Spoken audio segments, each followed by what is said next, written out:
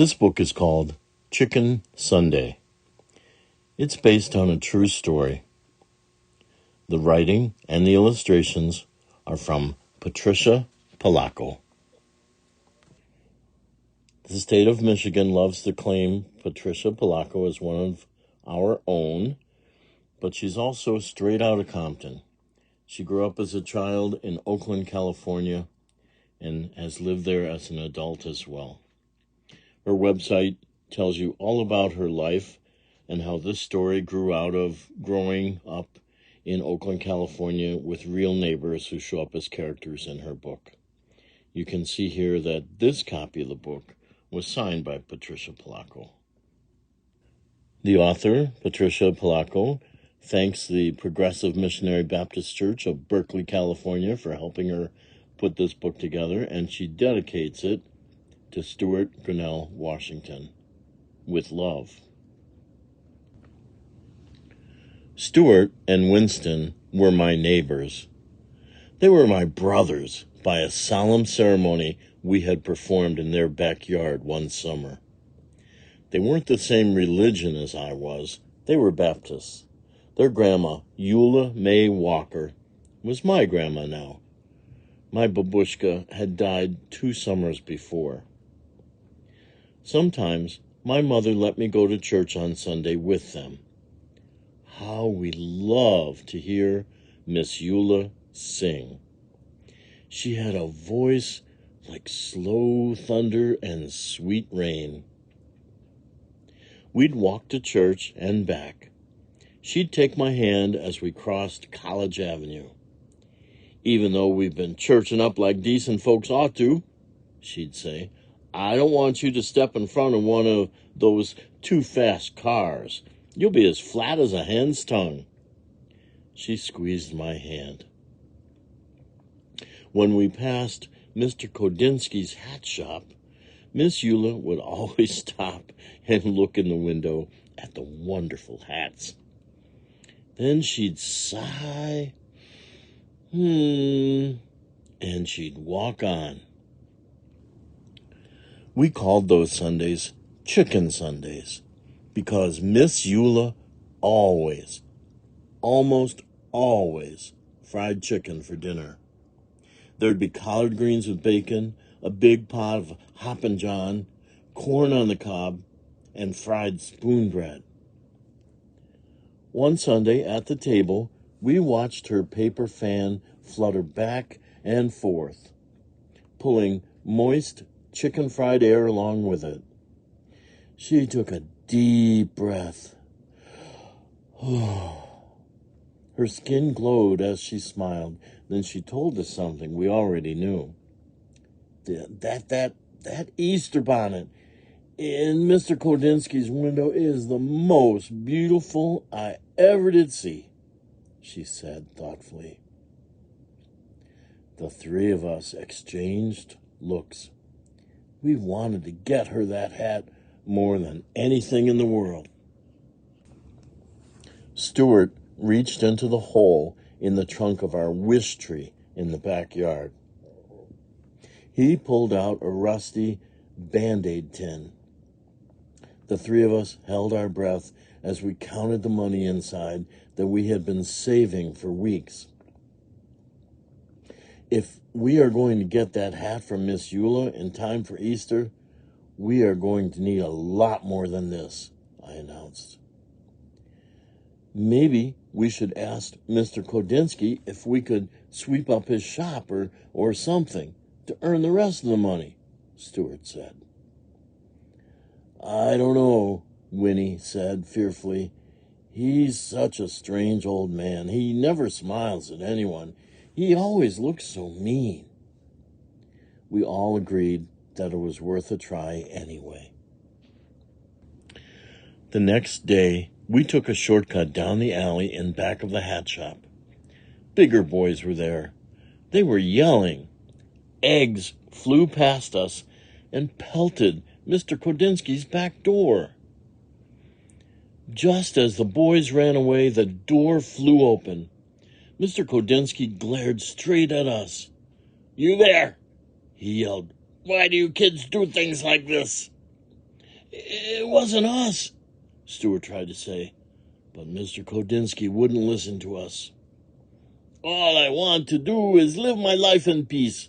I am calling your grandmother, he shouted as he wagged his finger in Stuart's face.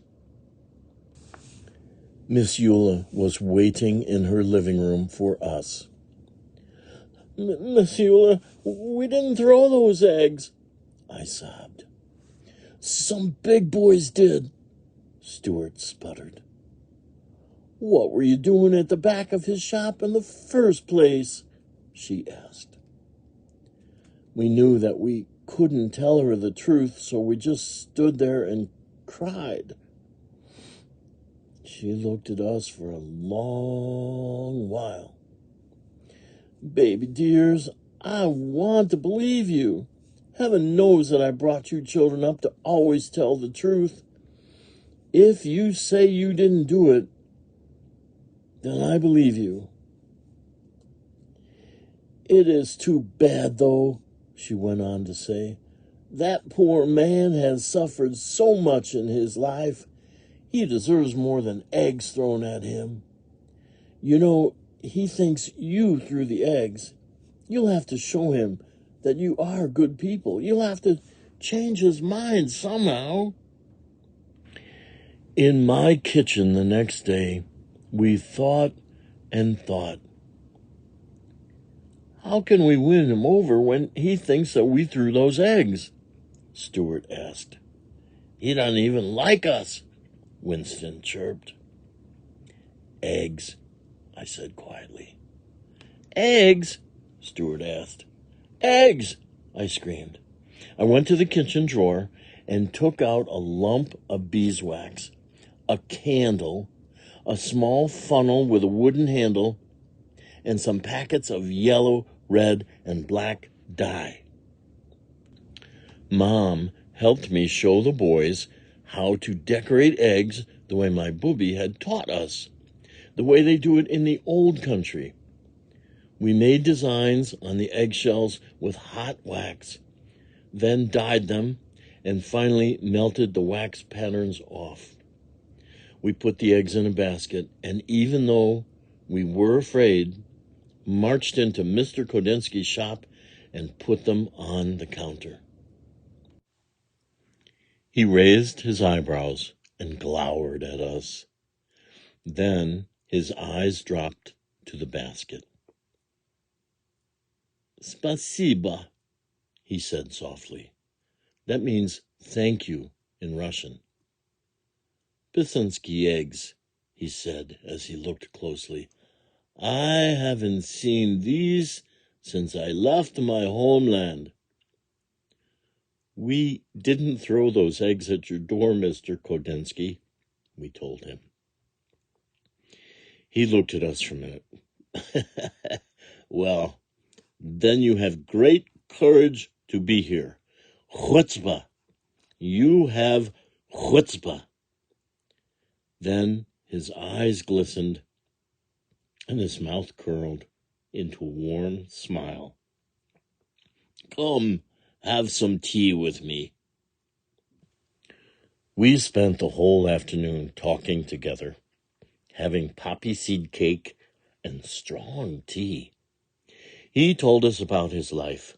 We told him about ours. When we finally got the courage to ask about doing odd jobs to earn some extra money, he apologized and told us that there was no work. We didn't tell him what we wanted the money for. It didn't seem the right thing to do. Our hearts sank. I tell you this, he said thoughtfully. These eggs are as beautiful as my hats. Stuart, Winnie, and I looked at each other. It is almost Easter, he went on to say. I'm sure that people would love these eggs. Set up a table and sell them right here in my shop. For the next few days, we worked very hard. We made almost a dozen Pisansky eggs. When people came in, They picked them up and said things like, "Oh, beautiful, splendid, intricate, glorious." We sold them all in one single day. That afternoon, when all the eggs were gone, we counted our money. We had more than enough for the hat. Just as we were about to tell Mr. Kodinsky that we wanted to buy the hat, he came out from the back room holding a beautiful hat box. "Gift wrapped." "Keep your money, children," he said softly. "I have seen Miss Eula admire this. It is for her, isn't it? Tell her that I know you are very good children. Such good children." When Easter Sunday arrived, we thought our hearts would burst when we watched Miss Eula open the hat box. She held us close as big tears rolled down her cheeks. Our hearts sang along with the choir that Sunday. She looked so beautiful in that hat. When it was time for her solo, we knew that she was singing just for us. Her voice was like slow thunder and sweet rain. Later that day, as Miss Eula sat at the head of the table, she said, "Oh, baby dears, I can die happy now. And after I'm dead, on Chicken Sundays, I want you to boil up some chicken, bones, gravy, and all, and pour it over my grave. So late at night when I'm hungry, I can reach right out and have me some." Then she rolled her head back and laughed from a deep, holy place inside. Winston, Stuart, and I are grown up now. Our old neighborhood has changed some, yet it's still familiar too. The freeway rumbles over the spot where Mr. Godinsky's shop once stood. I think of him often and his glorious hats. We lost Miss Eula some time back, but every year we take some chicken soup up to Mountain View Cemetery and do just as she asked. Sometimes, when we are especially quiet inside, we can hear singing. A voice that sounds like slow thunder and sweet rain. The end. This kind of picture book that's really a true story being retold as a picture book is called a memoir. There are memoirs for grown-up readers and memoirs for young readers. Memoir is the French word for memories. It's a memory book. Patricia Polacco wrote this book for you and for all the people who wanted to share with her the memory of a woman whose voice sounded like slow thunder and sweet rain. This book has been Chicken Sunday, written by and illustrated by Patricia Polacco.